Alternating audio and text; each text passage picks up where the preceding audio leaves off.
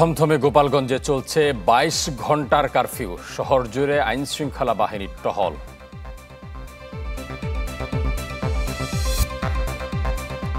বাধার দেয়াল ভেঙে গায়েবানা জানাজার দিন। শহীদদের কফিন মিছিল থেকে গণ অভ্যুত্থানের যাত্রা। পূর্বশত্রুতায় রাজধানী মোহাম্মদপুরে যুবককে কুপিয়ে হত্যা। আদাবরে দুর্বৃত্তের গুলিতে চালক খুন। এনসিপির কর্মসূচি ঘিরে হামলা, সংঘর্ষ আর প্রাণহানির পর থমথমে গোপালগঞ্জ। চলছে ২২ ঘন্টার কারফিউ, যা শেষ হবে সন্ধ্যা ৬টায়। এনসিপির পদযাত্রায় আওয়ামী লীগ ও সহযোগী সংগঠনের হামলায় বুধবার রণক্ষেত্রে পরিণত হয় গোপালগঞ্জ শহর। দিনভর চলে সংঘর্ষ, আগুন, ভাঙচুর। প্রাণ হারান ৪ জন। তারা হলেন জেলা শহরের উদয়ন রোডের যুবলীগ সদস্য দীপ্ত সাহা, থানাপাড়ার রমজান কাজী ও সোহেল এবং সদর উপজেলার আড়পাড়া এলাকার ইমন তালুকদার। হামলা হয় জেলা কারাগার সহ বেশ কিছু গুরুত্বপূর্ণ স্থাপনায়। পরে পরিস্থিতি নিয়ন্ত্রণে আনার চেষ্টা চালায় সেনাবাহিনী, পুলিশ ও বিজিবি। সেনাবাহিনীর এপিসিতে গোপালগঞ্জ ছাড়েন অবরুদ্ধ এনসিপি নেতারা। দর্শক, এই মুহূর্তে গোপালগঞ্জের আরও পরিস্থিতি জানাতে আমাদের সাথে যুক্ত হচ্ছেন সহকর্মী শফিকুল ইসলাম সবুজ। আমরা যাচ্ছি তার কাছে। সবুজ, ২২ ঘন্টার কারফিউ চলছে, পরিস্থিতি কেমন দেখছেন এই মুহূর্তে জানাবেন। ২২ ঘন্টার কারফিউ কিন্তু গতকাল রাত ৮টা থেকে শুরু হয়েছে, আজকে সন্ধ্যা ৬টা পর্যন্ত চলবে এবং তার রেশ কিন্তু পুরো গোপালগঞ্জ জেলা জুড়ে রয়েছে। এবং যেহেতু গতকাল সারাদিন জেলার যে শহরের মূল সড়ক রয়েছে, এই সড়কে সংঘর্ষ চলেছে, এক প্রকার রণক্ষেত্রের মতো পরিণতি ছিল, কয়েকজনের প্রাণহানি হয়েছে। তো সব মিলে মানুষের মধ্যে কিন্তু এক ধরনের আতঙ্ক বিরাজ করছে। খুব প্রয়োজন ছাড়া কিন্তু রাস্তায় মানুষজন বের হচ্ছে না এবং এখন পর্যন্ত কিন্তু নিষিদ্ধ ছাত্র সংগঠন ছাত্রলীগ কিংবা আওয়ামী লীগের পক্ষ থেকেও কোনো কর্মসূচি কিংবা তাদের পক্ষে কোনো রাস্তায় অবস্থান আমরা এখন পর্যন্ত দেখিনি। আমরা এখন যে সড়কটিতে রয়েছি, এই সড়কটি হচ্ছে ঢাকা খুলনা মহাসড়ক, অর্থাৎ গোপালগঞ্জের ওপর দিয়ে যে সড়কটি গেছে গোপালগঞ্জ সদরের প্রবেশদ্বারের পাশে। তো এই সড়কের চিত্র যে দেখে কিন্তু স্পষ্ট বোঝা যাচ্ছে যে এই অঞ্চলে গাড়ির সংখ্যা বা যানবাহনের চলাচলের সংখ্যা কিন্তু একদম কম। এই আমাদের ক্যামেরা অন করার পরে হয়তো হাতে গোনা কয়েকটা গাড়ি গেল। তো রাস্তায় কিন্তু যানবাহন নেই বললেই চলে। কিছুক্ষণ পর পর দু একটি বাস, প্রাইভেট কার আসছে। আর মানুষজন বলছেন যে তারা আসলে ভীত সন্ত্রস্ত, কেননা গতকাল যে ঘটনা ঘটেছে স্থানীয় গোপালগঞ্জের বাসিন্দারা তারাও কিন্তু এই ঘটনার আর পুনরাবৃত্তি চান না এবং তারা বলছেন যে আইনশৃঙ্খলা রক্ষাকারী বাহিনী তাদের শহরের শান্তি শৃঙ্খলার নিয়ন্ত্রণে যে কাজ করছে তারা তাতে সমর্থন জানান এবং সেনাবাহিনী, বিজিবি এবং পুলিশের কিন্তু বিপুল সংখ্যক সদস্য উপস্থিত রয়েছে গোপালগঞ্জের এই আইনশৃঙ্খলা পরিস্থিতি নিয়ন্ত্রণ করার জন্য।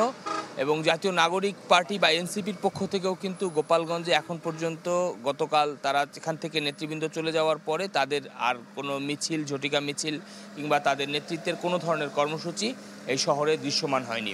ফারুক। সবুজ, আপনাকে ধন্যবাদ। দর্শক, গোপালগঞ্জের সার্বিক পরিস্থিতি জানাচ্ছিলেন আমাদের সহকর্মী শফিকুল ইসলাম সবুজ। আজ ১৭ জুলাই আবু সাইদ সহ ৬ শহীদের ঐতিহাসিক গায়েবানা জানাজার দিন। ঢাকা বিশ্ববিদ্যালয় এলাকায় সেদিন কফিন মিছিলে হামলা চালিয়েছিল স্বৈর শাসকের পুলিশ, কিন্তু বাধার দেয়াল ভেঙে ছাত্র সমাজ বাস্তবায়ন করেছিল সেই কর্মসূচি, যাকে তারা অভিহিত করেছেন শেখ হাসিনার ক্ষমতার জানাজা হিসেবে। মাকসুদুন নবীর রিপোর্ট।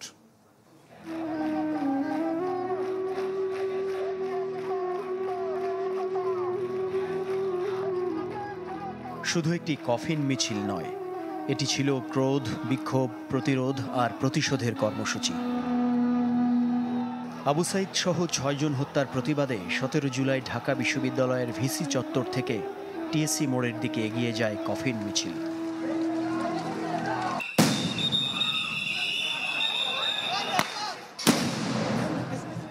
এতে আইনশৃঙ্খলা বাহিনী বাধা দিলে শুরু হয় সংঘর্ষ। টিয়ার শেল ও সাউন্ড গ্রেনেড হামলা করা হয় শিক্ষার্থীদের ওপর।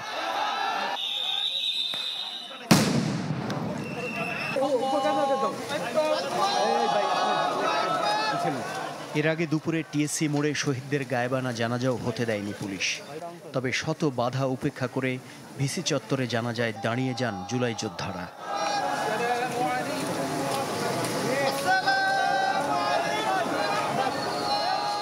গণঅভ্যুত্থানের রাজনীতি আমরা যদি সাসটেইন করাইতে পারি। ওই জানাজা ইমামতি করেছিলেন ঢাকা বিশ্ববিদ্যালয়ের শিক্ষার্থী তারেক রেজা। সেদিন শত হুমকিকে পরোয়া না করার গল্পটা শোনালেন 1 বছর পর।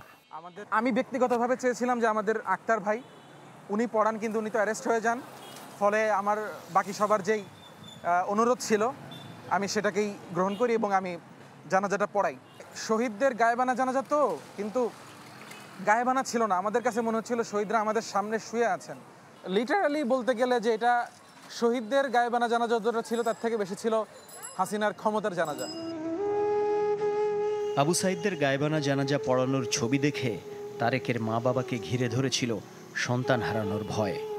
আমি গায়েবানা জানাজা পড়ানোর পরেই আমার বাবা আমাকে একটা কথা বলেছিলেন, আমার পরিবারে বলেছিলেন যে ওর জানাজার প্রস্তুতিটাও আমাকে নিয়ে রাখতে হবে এখন থেকে।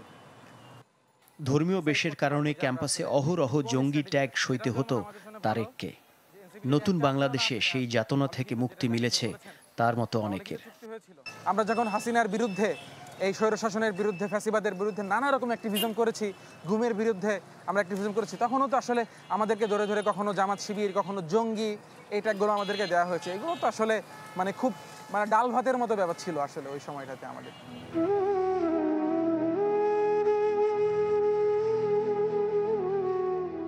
জুলাইয়ের এক একটি শহীদী মৃত্যু যে বাংলাদেশ রচনা করে গেছে, তাতে যেন এমন বেদনাময় জানাজার কাব্য আর লেখা না হয়।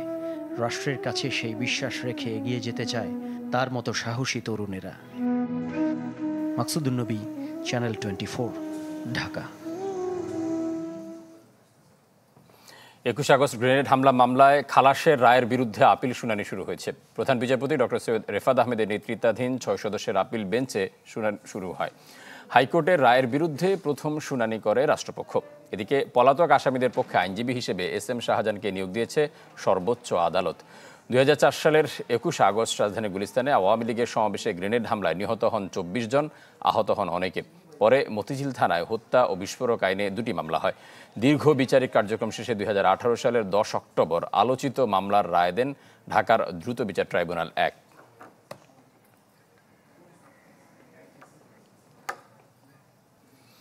রাজধানীর মোহাম্মদপুর ও আদাবরে 1 ঘন্টার ব্যবধানে খুন হয়েছেন 2 জন। গতকাল সন্ধ্যায় এ ঘটনা ঘটে।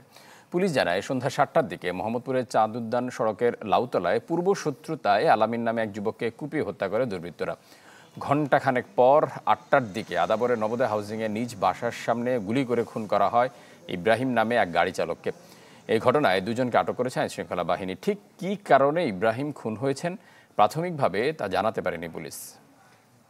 নির্বাচন কমিশনের ওয়েবসাইট থেকে সরানো হয়েছে আওয়ামী লীগের নৌকা প্রতীক। ইসি সচিব আখতার আহমেদ জানান, বিভ্রান্তি এড়াতেই নেওয়া হয়েছে এমন সিদ্ধান্ত। এদিকে শাপলার জন্য বিধিমালা সংশোধনের দাবি জানিয়েছে এনসিপি। আশিকিন প্রিন্সের রিপোর্ট। বাংলাদেশ নির্বাচন কমিশনের ওয়েবসাইট, যেখানে নিবন্ধিত রাজনৈতিক দলের নাম, নিবন্ধনের তারিখ, প্রতীকের নাম ও প্রতীক উল্লেখ করা আছে। ওয়েবসাইটের তথ্য মতে দেশে নিবন্ধিত রাজনৈতিক দল আছে 50টি। আওয়ামী লীগের নিবন্ধন স্থগিত থাকায় দলটির বিপরীতে প্রতীকের নাম এবং নৌকা প্রতীক রাখা হয়নি। আসলে ওয়েবসাইট থেকে সরানো কে ওয়েবসাইটে আছে তার চাইতে বড় কথা যে নির্বাচন বিধিমালাতে তো আছে। বিধিমালা তো আর নির্বাচন কমিশন এখনো কোনো সংশোধন করেনি। তার মানে যতদিন রাজনৈতিক দল হিসাবে আওয়ামী লীগের এই রাজনৈতিক কার্যক্রম বন্ধ থাকবে বা নিষিদ্ধ থাকবে, ততদিন তারা তাদের নিবন্ধন সংক্রান্ত যাবতীয় কার্যক্রম, তার মধ্যে আছে যেমন নির্বাচনে অংশগ্রহণ করা, তাদের জন্য প্রতীক সংরক্ষণ করা, এই সব কিছুই স্থগিত হয়ে থাকবে। নির্বাচন কমিশন বলছে তফসিলে থাকা 69টির সাথে আরও 46টির প্রতীক যুক্ত করা হয়েছে।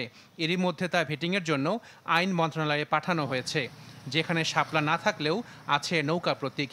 যেহেতু স্থগিত আদেশের আওতায় বাংলাদেশ আওয়ামী লীগের নিবন্ধনটা এখন আছে, সেই জন্য আমরা মনে করেছি যে কমিশন মনে করেছে যে এটাকে সরিয়ে রাখা। শিডিউলে নৌকা থাকবে, কিন্তু সেটা নৌকাটা সংরক্ষিত থাকবে বা এটা আর কেউ ব্যবহার করতে পারবে না। শাপলার ব্যাপারে কমিশনের সিদ্ধান্ত যে শাপলাকে তফসিলে অন্তর্ভুক্ত করা হয়নি। দল হিসেবে নিবন্ধনের সময় শাপলার প্রতীক চেয়ে আবেদন করে এনসিপি। নতুন তালিকায় শাপলার প্রতীক না থাকায় ক্ষুব্ধ প্রতিক্রিয়া দেখিয়েছে দলটি। প্রয়োজনে বিধি সংশোধনের দাবি তাদের।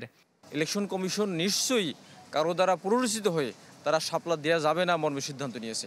আমরা মনে করি এটা তাদের পরিবর্তন করা উচিত। আমরা এখনও আশাবাদী। আমরা ইলেকশন কমিশনে পার্সু করেছি, আমরা কথা বলেছি যে আপনারা এই শাপলা প্রতীক বিধি সংশোধন করে সেখানে অন্তর্ভুক্ত করেন। একই সাথে নৌকা প্রতীক বাদ দেওয়ারও দাবি জানান এনসিপি নেতারা। Ashikin Prince, channel 24, Dhaka.